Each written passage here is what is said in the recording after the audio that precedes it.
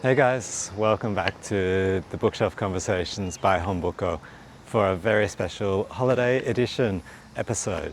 This week I was really fortunate to be able to drive down to my family home down in Victoria, where I had a great pleasure to interview my dad in front of his bookshelf, and I had such a great time with it. It was a really wonderful opportunity to learn a little bit more about my father. I'd always known him as a very serious-minded and deeply thinking man, and that's something I've always respected about him.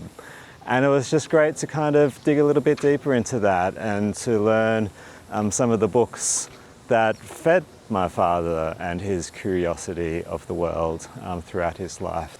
One of the loveliest things to come out of the conversation was, I think, for me, a greater understanding of exactly how deeply my father is thinking about many of the social issues that face this world.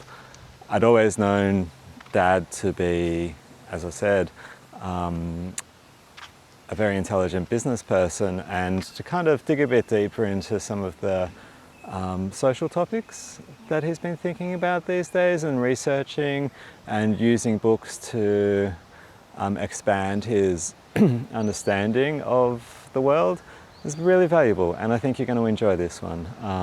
I know I really enjoyed this conversation. It was really valuable, something that I will cherish for a long time. And as always, please subscribe to the channel. It means a lot to me, and click on the notifications when I post new videos. All these things really help to support me bring these conversations to you. So hope you enjoy.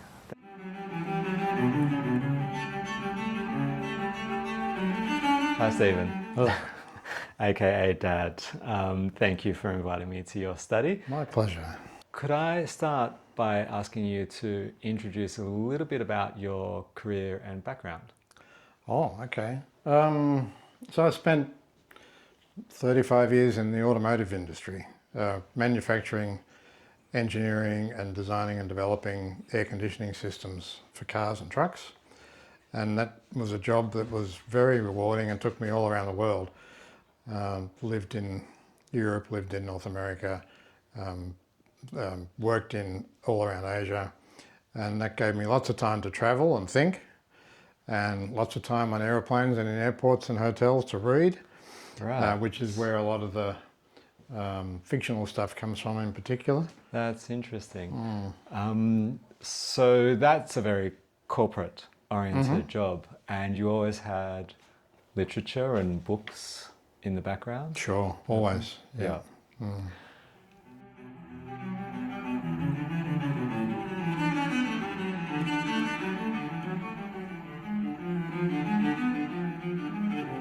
What are you reading at the moment?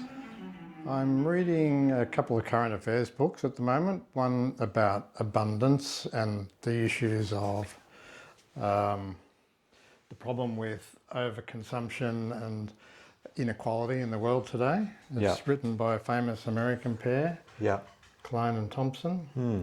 I'm only a little bit into it, sort of only 30 or 40 pages into it, but it's a challenging book about how, how the world can be a better place if we spread what we have in abundance more widely across society. So that's one of them. The other one, which I'll touch on briefly, is Snyder's book on freedom, which is pretty topical given the issues around the world with politics. And that's just a bit of a background thing. I've had an interest in societal issues for a long time, and I guess equality and so on, and that touches a couple of nerves for me right now. The other books I'm reading are a little bit more escapist. I'm reading something at the moment about botanists in Edinburgh in the early part of the 19th century. This is one I got from the local library. And it's quite an insight into how society worked back then, in particular the way women were mistreated. Yeah. But it's an interesting historical fiction. Another one is one on Indigenous matters. And this talks to the issues of the way Australia's Indigenous population has been mistreated over the last 2 centuries, Right. and how it's ongoing even today. Yeah. So it's quite a difficult book to read, and I have a couple of others up here on current Indigenous matters, like Stan Grant's books. Yeah. Stan talks eloquently about Indigenous activities Yeah. and the injustices in Australia. Yeah. So do you always tend to combine current affairs with some slightly escapist? Yeah, I do. I find that if I focus on something really deep, it can become, especially if it's a serious topic, then I find that I might become a little bit depressed and gloomy about things. Yeah. And so I like to read it, understand it, put it down, and then pick up something that's a bit lighter. And I've always done that. The way the bookshelf is, this is all fiction over here. Okay. So you can see this is a whole bunch of fiction. Yes. And over here, this is current affairs and history and biography. Right. Okay. So you can see I don't spend a whole lot of time on current affairs and history and stuff, and there's a lot more here about just general fiction.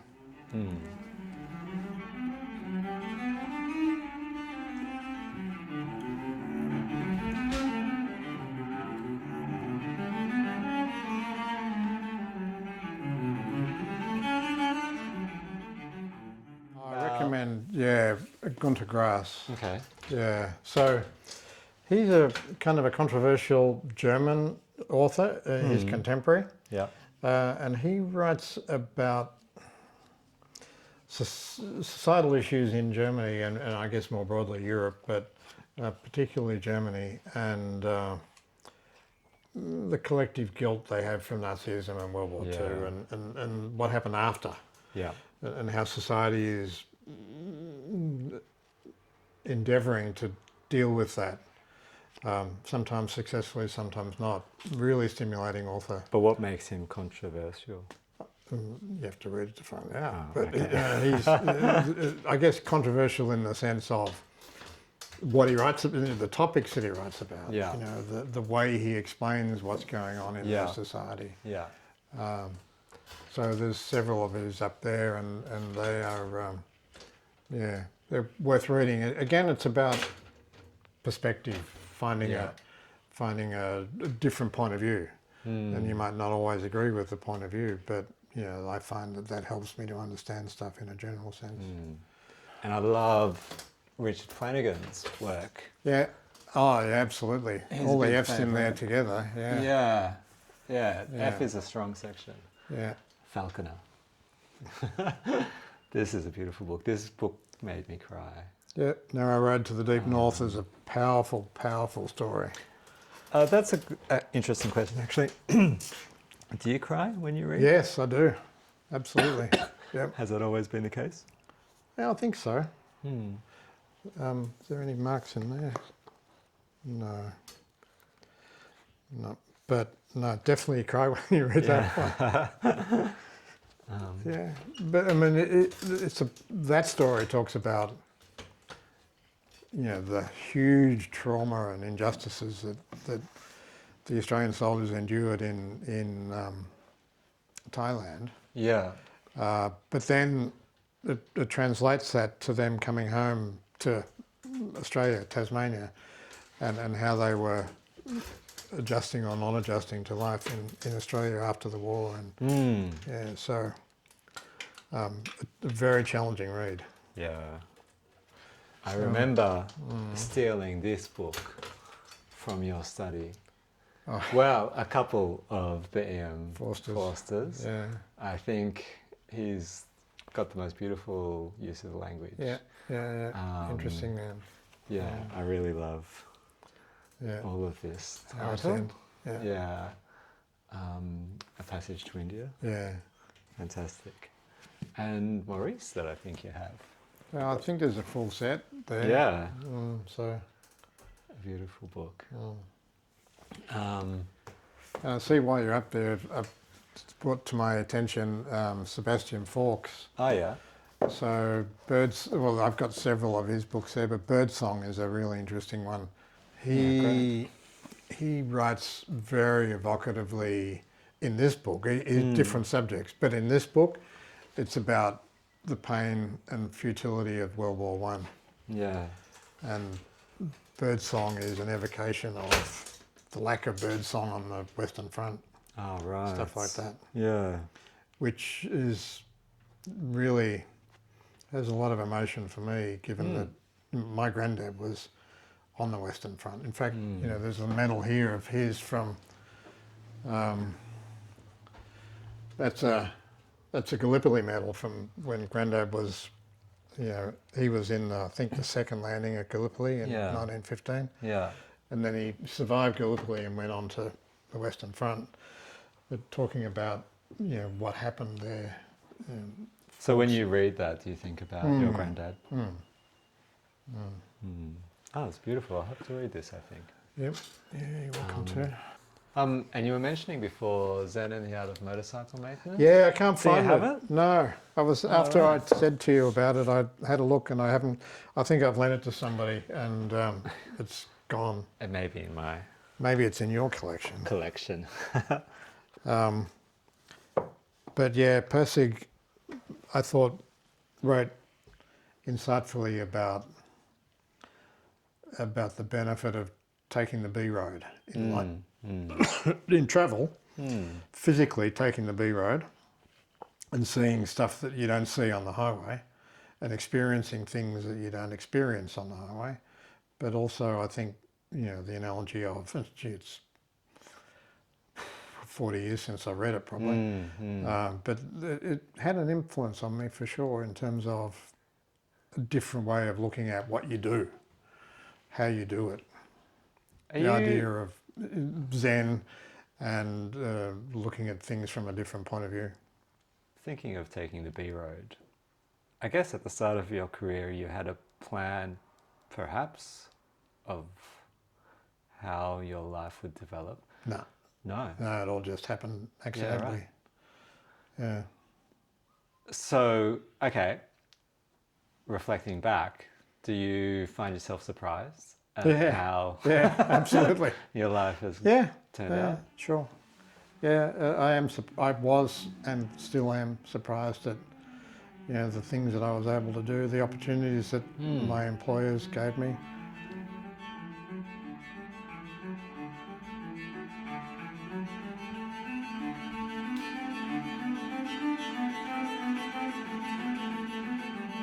And actually, how did you get into reading? How did you, as a child? Yeah, Mum and Dad always encouraged me to read. When I grew up, I was born in the 50s. Television wasn't invented then. iPhones and things, of course. And so in my generation, I'm in the 70s, what we needed to do was, if we needed entertainment, we needed to read or listen to the radio. I didn't listen to the radio a whole lot. Mostly it was reading. Right. So what types of books would you read as a kid? As a kid? Oh, can't remember. Escapist type stuff, Biggles and that sort of thing. Yeah. Nothing esoteric, that's for sure. Yeah. But we had a small library and we had... back then it was very fashionable in the 40s and 50s. Every family needed to have a set of encyclopedia. Right. And we had, I don't remember whether it was a Britannica or something else, but anyway, we had a set of encyclopedia. The real form of Googling stuff, I guess. Yeah, true. And that was always something I had a poke into. And do you still have an encyclopedia? I don't have an encyclopedia, but I do have an old Webster's dictionary. Right. So this is the... Is that of a similar character? Yeah, absolutely. So this is a Webster's dictionary from, I think, the 1920s. And was this in the family, or? This is actually in Glennis's family. Right. So this is the old style of dictionary and the old way of learning stuff. Yeah, yeah. And this is very, very detailed and intricate, and it's fabulous. I love to have it. Beautiful book. It's a really, I treasure having it. I remember referencing that when I was a young kid. Do you abandon books? Yep, absolutely. Yep. If I get 10 pages in and I'm not liking it, I chuck it. Yeah, right. No time to waste on something that you... Yep. Yeah. No tolerance. Great answer. And what do you use for bookmarks? Oh, anything that's lying around. I do have bookmarks, so let's have a look here. Yeah. That's a Polaroid photo. Yes, I know that pretty well. What's this? That's a ticket from an entry into a castle in Japan. Yeah, incredible. This is an actual bookmark from a shop. Right. So whatever's lying around, really. Yeah. That's an old family photo. Oh my goodness, beautiful. Do you know who that is? My great grandmother. Oh wow. That's beautiful. So, I mean, all sorts of things, they bring back memories sometimes. Yes, and sometimes it's just a torn off piece of newspaper. Yes. It's just whatever's there.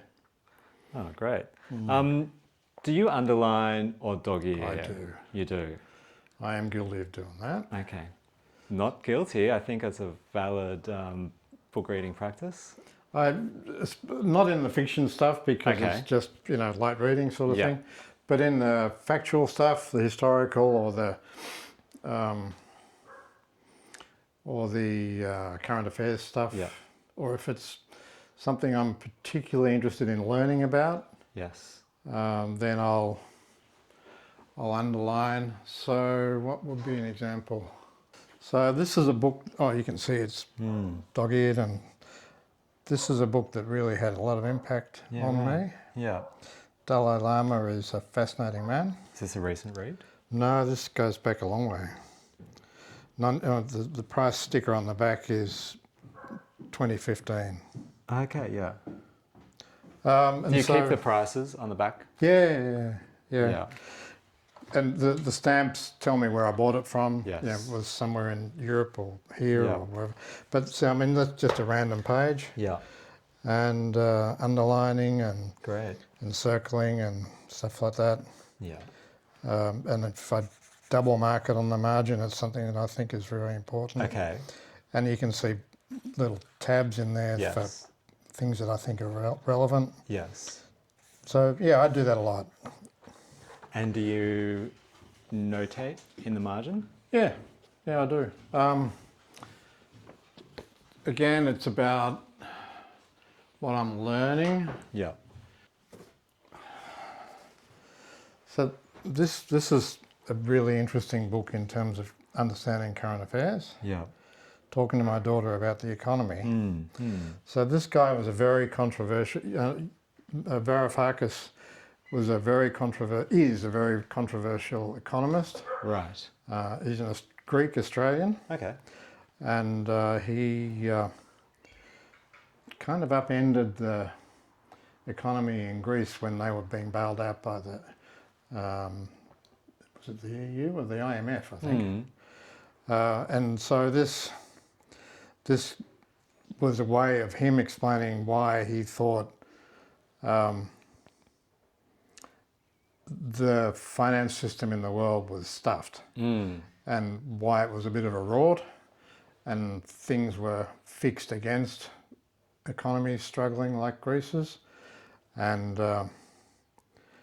so he kind of exhorted the world to come up with a new way of doing things, but in the process explained how the market economy was developed and yeah, how the banking system works and all that kind of stuff.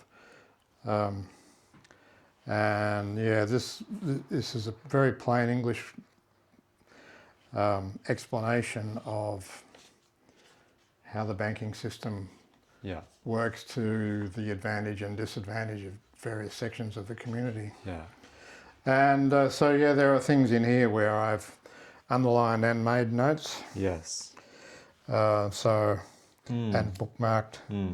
So this says the imperative for the need to measure impact, which doesn't sound like much, but you know, it was something that I thought was really relevant at the time of reading it. So it goes through, you know, what's equality and why does it exist? Not equality, inequality. Why does inequality exist? Who caused inequality? Who benefits from it? And the idea that, you know, some countries have to save money, like Greece was forced then to have a really strict economy and it sent them into a depression, whilst other countries were seemingly magicking balance sheets out of thin air, just adding noughts to their balance sheets because it suited them. Yeah. And so he thought that was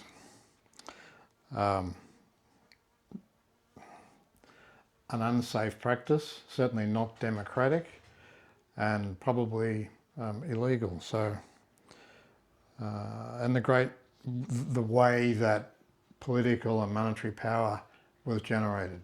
So it had a big impact on me. It was a really interesting book, and I highly recommend it if you're interested in how that stuff works. Yeah, right. Okay. And by the way, do you always read physical books, or do you sometimes read on a tablet or listen to audiobooks? No, I don't. I have a computer and I use the computer all the time, but it's a working thing. Yeah. I like the tactile feel of a book. I like to look through pages and write on stuff. Books are kind of like friends, you know. I remember where I bought that particular book and what I was doing then, and yeah, books bring back a lot of memories. So, which I don't think you can get when you're reading a Kindle or something like that. So, no, I never read anything. I never read books or pamphlets or brochures or anything like that online.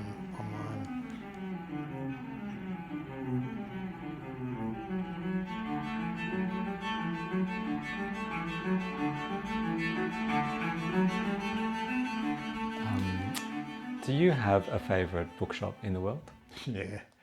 I used to live in Oxford in the UK, and so, I mean, I haven't got experience of all the world's bookshops, but one of the best in the world is Blackwells in Oxford.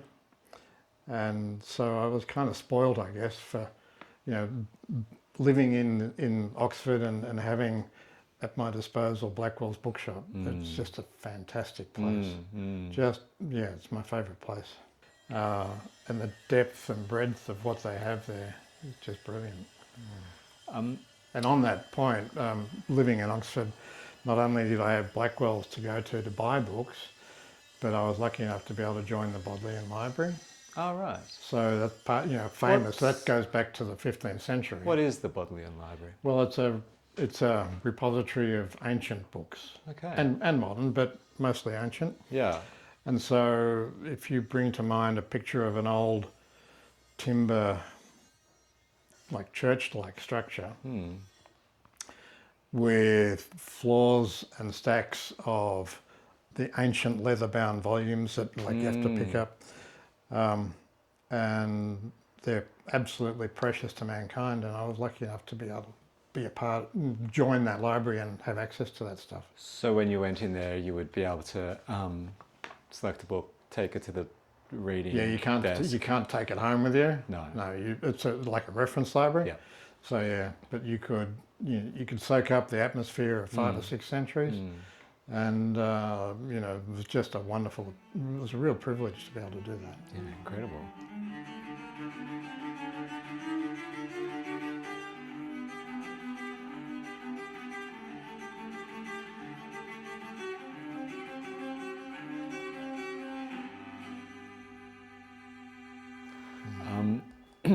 Is there a book that you have most reread throughout your life? Several. Yeah. One author I really, in the fiction area, one author I really like is Annie Proulx. Okay. And yeah, which goes back to, don't know, has it got a date on it? Cost me £5. Yeah, right. And it's a wonderful story about how individuals find themselves. Right. How somebody who might feel uncomfortable or at a disadvantage and is perhaps losing his way in life can actually find himself and find happiness in a family sense. It's based in, set in Newfoundland, not Newfoundland. Yeah. And, you know, it does talk about how life was pretty tough in Newfoundland back in the day. But it's a real evocation of a hard life in a seafaring area set in a modern time. And why do you think this has particularly drawn you back again and again? I think it talks about hope. It gives people, it explains how families have issues and turmoils and so on, and individuals have, either in their home life or their work life. And it shows you how, you know, even the worst stuff can be survived, and you can actually come out of it well. So I really recommend that as a and, you know, it's Annie Proulx is quite prolific. I've got several of her other books, and they're all good, but this one won the Pulitzer Prize, and you know, it's a pretty morally uplifting story. Oops.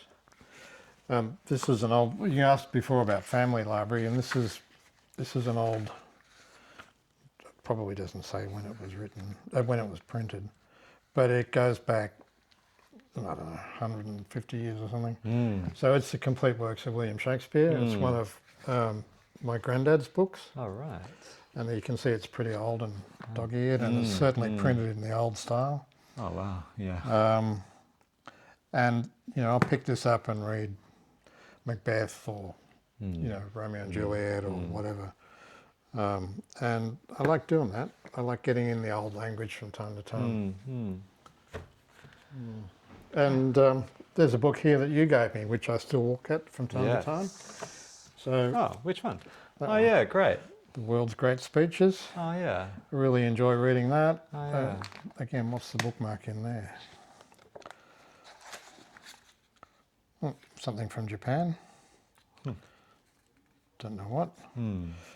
And so it's really interesting to read old speeches from various politicians and luminaries and see what they were thinking about. Just something you can dip in and out of. Yeah.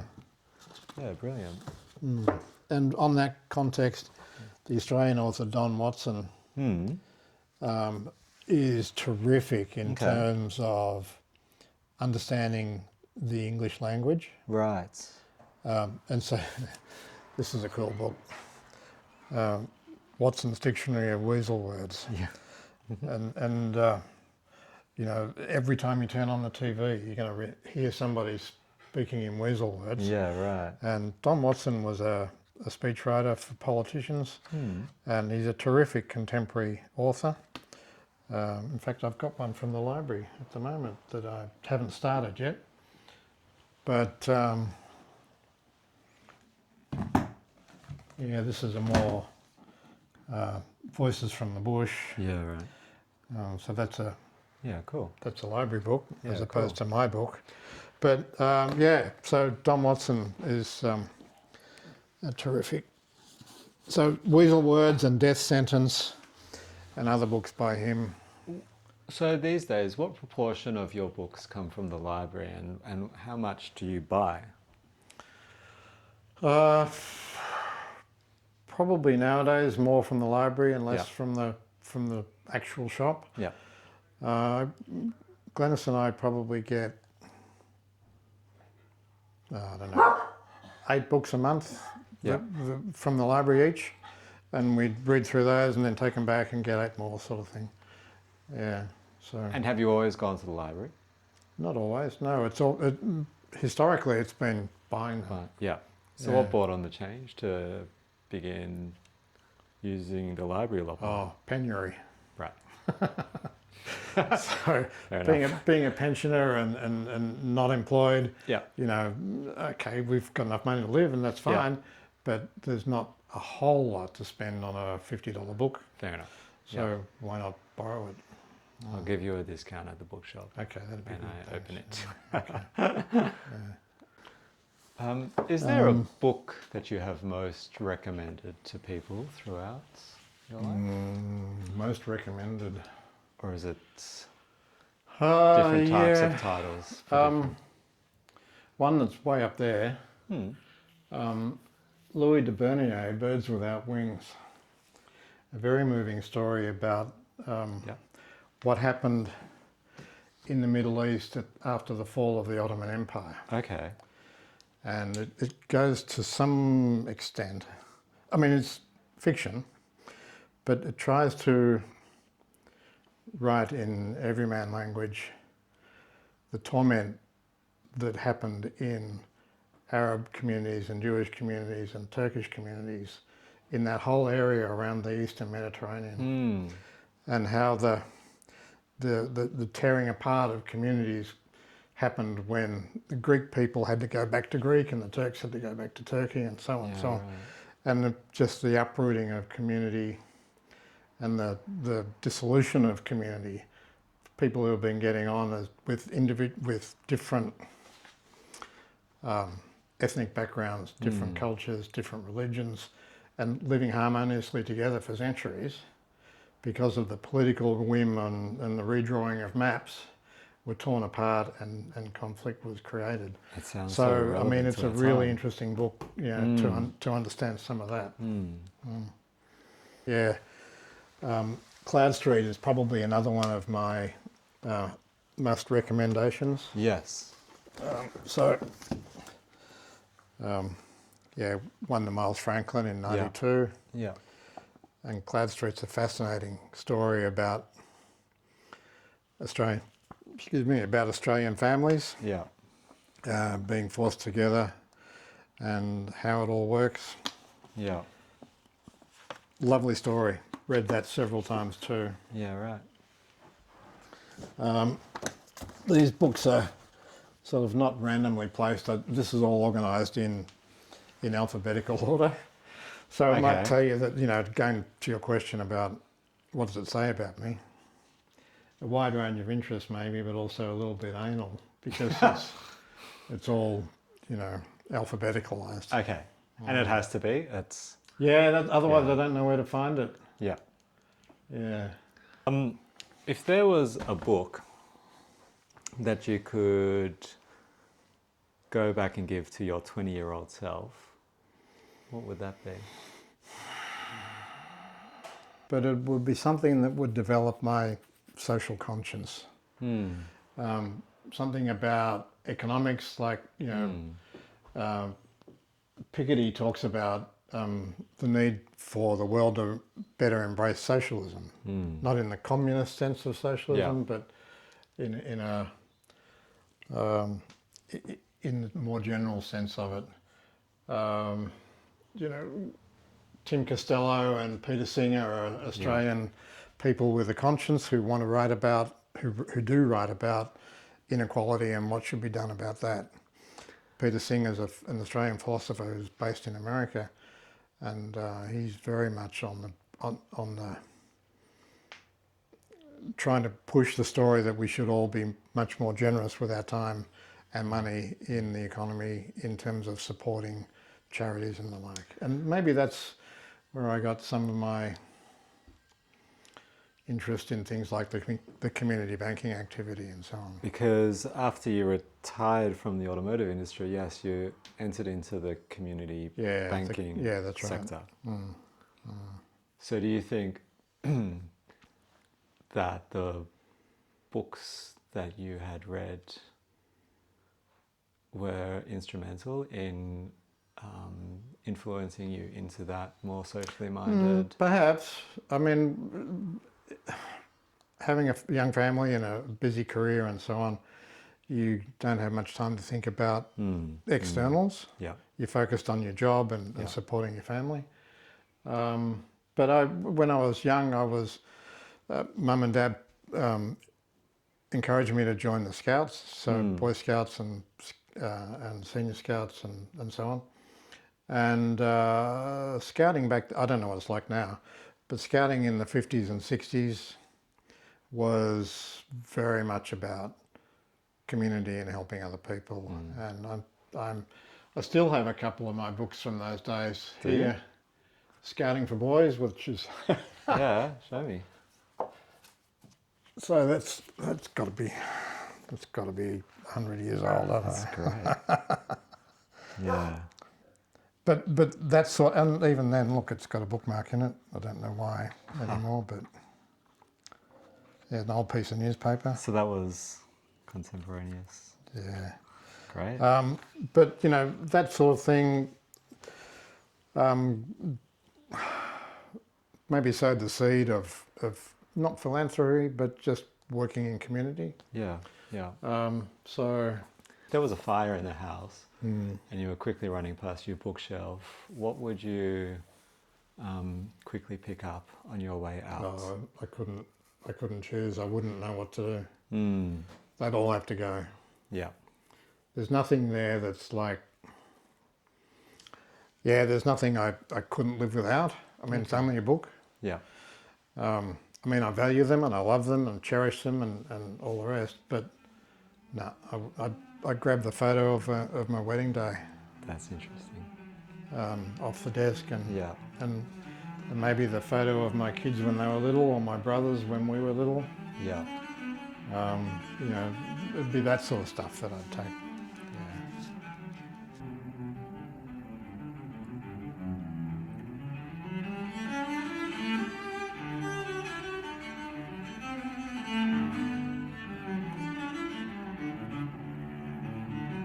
Hugh Mackay is a terrific guy. Really understands how Australia is now and how it got here. Yeah. And that's a highly recommended book. Okay. Oh, what's that book like? Oh, something about Ballarat. So Hugh Mackay, thoroughly recommend him as a good read if you're looking to understand how did we get here? You know, what's society like now and how did that happen? So yeah. Fascinating. Go with him. Great. So yeah. And Stan Grant. I've not read Stan Grant, so he's got a couple. You need to read Stan Grant. Yeah. I've got a few more of his that are not there, like they've been lent. What's the entry point? Just pick one. Pick one. Doesn't Okay. matter. Yeah. He obviously a fascinating man, Indigenous, had to be successful coming up through the through media, and he's got the bruises and hard knocks to prove that he's done the hard yards. And he talks about, from his family's perspective, how the world, how Australians treat Indigenous people in business and not in business, in society generally, and what that means. And it's when you read it, you feel pretty guilty. And when I was growing up, and probably also you, but when I was growing up, school in the 50s and 60s didn't talk about Indigenous stuff at all. There was all sorts of stuff about how heroic the explorers were, you know, Burke and Wills and Mitchell and all the rest, and the heroic opening up of Australia, Blaxland, Lawson and Wentworth over the Blue Mountains, all that BS. Nothing about the culture wars, nothing about stealing the country from the Aboriginals, nothing about killing.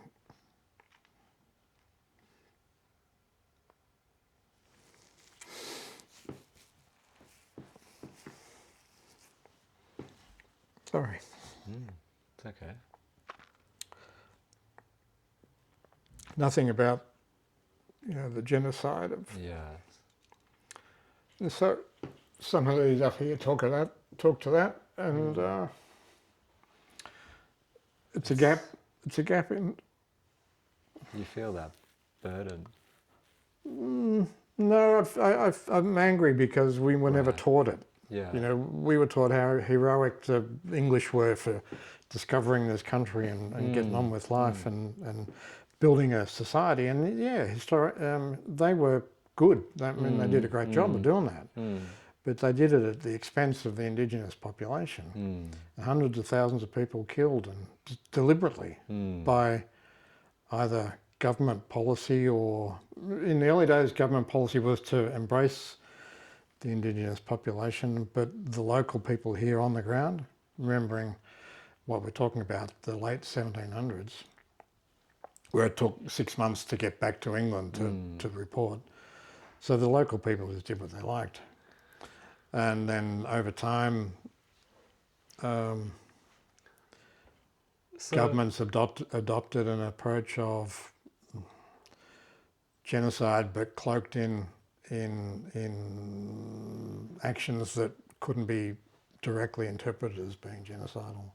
So it's a very painful history, and I'm angry that in my generation and subsequent generations, we weren't taught stuff like that. And now that the Victorian government has signed a treaty with the indigenous population, hopefully that stuff can start to be better understood, and generations from here on in will know the bad things that happened, and they'll understand and be more tolerant. So for people looking again for an entry point into that topic and looking to, if they're feeling the same way as you and disappointed with this one is the one to read. Stan Grant's got some interesting topics, interesting subjects, but this one, Killing for Country, David Marr. Oh, right. A very hard read because it talks through everything that I was just describing. Yeah. All the killing, the deliberate slaughter of people. But it also talks about the good things that some people tried to do. So not everybody was tarred with that brush, but it's pretty shocking. But it's the sort of stuff that people need to know. And I mean, this was published only recently, I think, last year or the year before.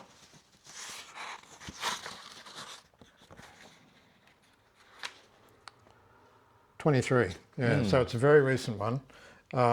And it's something that everybody needs to read. Every Australian needs to read that. David Marr, he's the presenter. He's a commercial presenter, TV. Perhaps I could interview him in front of his bookshelf. Well, give him a go, why not? Thank you. That's an incredible recommendation. I think I'll be reading that very shortly. Definitely worth reading. Yeah. You can borrow it if you want, as long as you return it. Well, you'll have to pop your name in that. Yeah. Thank you, Dad. And if there was a book in the world with your dream how-to ... how would you finish that sentence? It'd be social conscience. How to make people better understand each other. Right. How to get different ethnicities to work together and have mutual understanding. Yeah. It'd be, that book hasn't been written, probably never will be. There would be different religious groups claiming that they've written it, but I don't think it exists, and it would be wonderful if it did. And if there was anybody in the world whose bookshelf you would like to snoop through, whose would that be? Anybody extant, I presume. Living or past? Dalai Lama. Interesting. You know, given what I just said about getting communities to better understand each other, a prominent Buddhist like the Dalai Lama would be probably my go-to person. Fantastic.